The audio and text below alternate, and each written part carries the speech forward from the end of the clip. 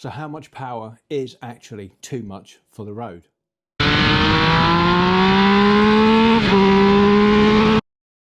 But I mean, really nothing cool about riding a Triumph. A big ack, thumbs up.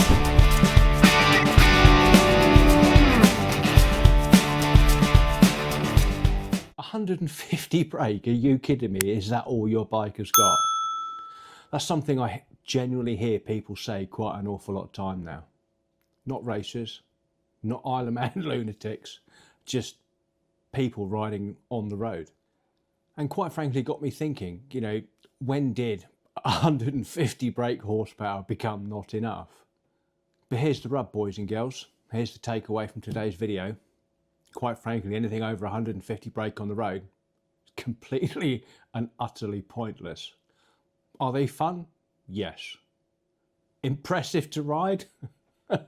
Absolutely. Useful on the roads? No, not really. And before you all explode with hate down in the comments below, I'm not saying bikes over 150 are bad or stupid. I'm simply asking a much better question. How much power can you actually use on the roads? But before I get to that, let's rewind just a little bit. Not that long ago, 100 brake horsepower was a serious amount for a bike to have. 120 brake was superbike territory. And 150 brake was considered, quite frankly, insane. And we're only talking 10 years ago. Now, 200 brake horsepower is considered normal. You know, some bikes have even got 210, 220, even more than that. And quite frankly, anything underneath that, a lot of people are saying, you know, just what's the point? You ain't man enough. Which is just, as I said, utterly pointless for the road. But here's the thing, in the last 10 years, you know, how much have roads actually changed? Same speed limits, same crap road surfaces, and quite frankly, well, I'd argue they're getting considerably fecking worse. Same traffic, same police, although there's considerably less than there used to be, and more importantly, same laws of physics. Yet bikes now make double the power we can legally or realistically use. So where exactly are we using all that power? Or more importantly, where exactly are we losing all that power? So let's talk reality. I'm not interested in spec sheets. On the road, horsepower is mainly used for one of three things. A, acceleration. B, overtakes. Arguably the same thing, but basically crack the throttle open. And C, just because you want a hit of adrenaline because, well, as I said, crack the throttle open. And it's got absolutely sod all to do with top speed nowadays. You know, you're not living your life going around ever at 160, 70 miles an hour, are you? Unless, of course, you enjoy court appearances. Well, that's just assuming there's actually a police officer around that can actually nick you doing those speeds, because, you know, you boys and girls will know. Bit of a sidetrack. Going back to the 80s, you couldn't even turn a frigging corner without a copper being there. Now, where are they? Stuck in the office doing paperwork. But that's a completely different, yeah. Anyway, back in the room. Now here's the key point with regards to acceleration. Acceleration stops being traction limited long before 150 brake horsepower. And on a decent modern tyre, anything between, say, 85 and 100 and brake, if you know what you're doing, will arguably get the rear wheel spinning. 150 brake will quite easily lift the front end. That's just off the throttle. And 150 brake will do both, anywhere, anytime. MT10, anyone? Nowadays, modern bikes over 150 brake horsepower rely on a number of things. Traction control, wheelie control, torque limit set by the gearing, and throttle maps. And if any of that sounds like an insult, it's not an insult. It's an absolute necessity. Because let's be honest, if manufacturers gave you 200 odd brake horsepower, unadulterated, not messed with, in the first couple of gears, the bike will be borderline quite frankly, unrideable. Unless, of course, your last name is Schwantz, of course. Insurance companies would cry. And, of course, YouTube will be completely full of error clips. Well, there already are, but there'll be considerably more and they'll be considerably funnier. So what do manufacturers do nowadays? They tame the power, they soften the power, and electronically they nerf it, which in essence raises a question. If a bike has to constantly stop you from using its power, do you actually need that power? But this is where things get really interesting. Between 100 and 150 brake, you get brutal acceleration, easy overtakes, real world usability, and actual throttle control. And within 100, 150 brake, this is basically where you get it. You can pin the throttle pretty much everywhere, and arguably you won't end up in jail or in a hospital bed. You can actually feel the engine working in its entirety all the way through the rev range. And you're actually riding the bike, you're not managing it. Or should I say, the bike is not managing the power for you. You are riding the bike. And just for a minute, think about the bikes that, you know, it's well known that people love to ride on the road. Triumph Street Triples, Yamaha MT-09s, the Tuono, the smaller basic one, Suzuki GSX 1000, Ducati Monsters, and superbikes from yesteryear. Hashtag 95 Fireblade, anyone? That only had 120 brake, I think. Only 120 brake, but think about it, back in the day it was considered fecking Looney Tunes. And the thing is, they're all fast enough to be utterly ridiculous, yet not so fast that they're frustrating. But here's the uncomfortable truth. Too much power makes road racing actually worse. Why?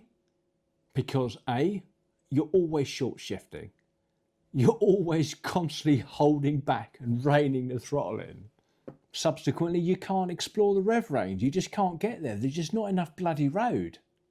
And I would argue you're riding at probably somewhere in the region of 50% of what the bike is actually mechanically capable of. And quite frankly, riding at 50% actually kills the fun and the enjoyment. You know, actually having a motorcycle that you can actually use 100% of is considerably much more fun, regardless of how powerful it is, than a bike you can only use 50% of.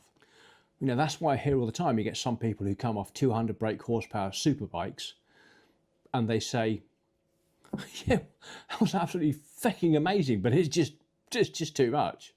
And, you know, that's the brutal honesty of riding or having a bike with 200, quite frankly, anything over 150 brake horsepower on the road. So let's be real for a second with regards to the whole brake horsepower thing. Oh, my bike's bigger than your bike and all that bollocks. All of the horsepower obsession, quite frankly, is a handful of things. It's ego, pub talk, spec sheet comparisons.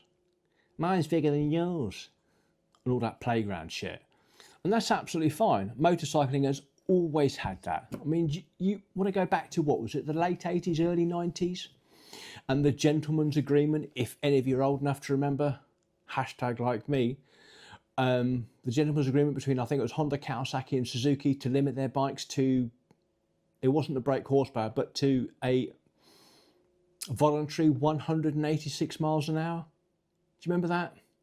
But the actual joy from riding a motorcycle these days actually comes from throttle control, feedback, the balance of the chassis. How's it handling? How does it feel when you're throwing it around, pissing about? And more importantly, you know, your own confidence and physical ability to, you know, manhandle that motorcycle and use everything that you've got beneath you, which you simply can't do on a 200-ish brake horsepower motorcycle. Well, quite frankly, anything north of 150. I mean, I had an S1000 a couple of years ago, 160 brake. Agreed, it's not massively powerful, but by Christ, the acceleration on that thing was ridiculous. To be honest with you, yes, it's great fun having a bike that's got north of 150 brake And yes, it was an absolute riot to ride on the road. And the acceleration, even with my then fat arse on it, just give it some. And the front was just like, yeah, hey, have some, have some. But I was constantly reining it in. It's just nowhere that was, quite frankly, long enough.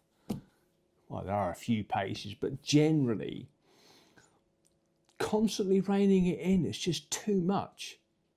It's all about fun and engagement. It's got fuck all to do with a dynograph or a spec sheet. I mean, how many people do you know who have got off their bike and said to you, oh, it's a shame I only use 110 out of my 200 brake horsepower today? It doesn't happen, does it? However, I'm not bashing plus 150 brake horsepower bikes.